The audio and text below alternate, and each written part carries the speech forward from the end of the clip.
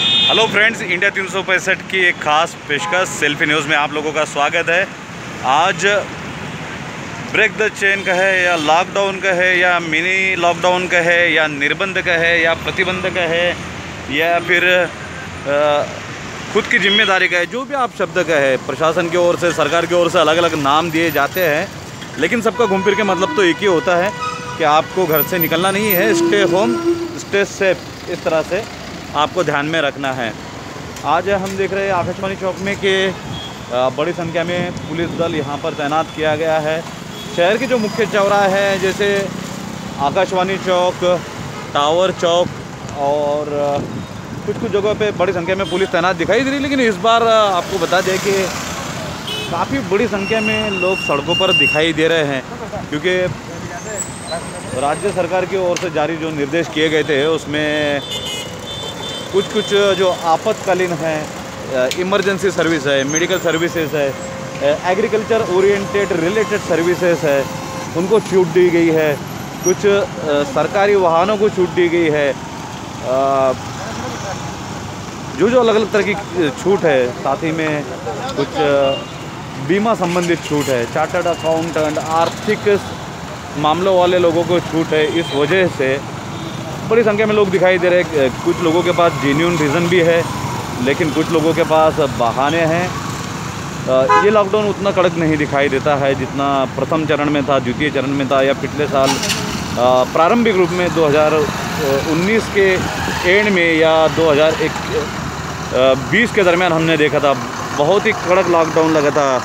रास्ते लगभग निर्मनुष्य नज़र आते थे, कोई बसेस नज़र नहीं आती थी, कोई व्यक्ति नज़र नहीं आता था, इवन 2 पहिया 3 पहिया वाहन नज़र नहीं आते थे। उस तरह की परिस्थितियाँ अभी नहीं है।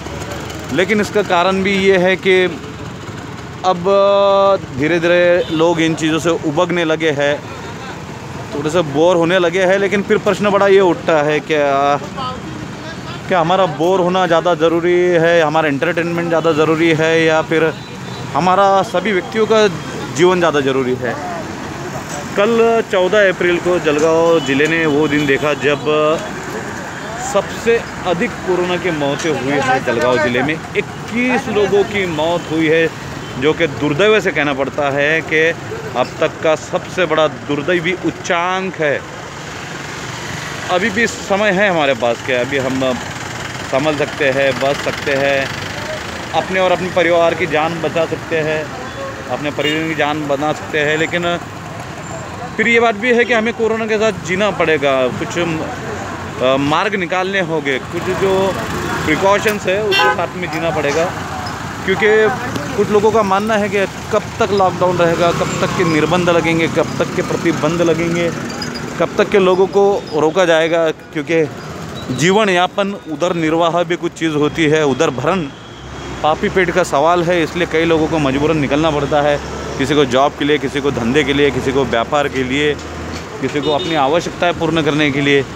सो अब नए मार्ग खोजने होंगे, नए उपाय योजनाएं खोजनी होंगी, जिसके कारण से कोरोना को हम प्रतिबंधित कर सकते हैं, कोरोना पे अटकाव कर सकते हैं।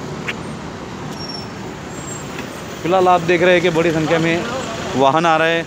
यहाँ इस चौक में बड़ी संख्या में पुलिस है, इस वजह से भी थोड़ा सा लोग इधर आने से कतराते हैं। लेकिन कुछ लोग काफ़ी कलाकार हैं, जब उन्हें पता चल जाता है किसी न्यूज़ चैनल के माध्यम से, यूट्यूब लाइव के माध्यम से, फेसबुक लाइव के माध्यम से कि किस जगह पर पुलिस तैनात है, तो लोग वही देखकर उस चौक को अवॉइड कर देते हैं, उस चौक को टाल देते हैं और दूसरे मार्ग से निकल जाते हैं।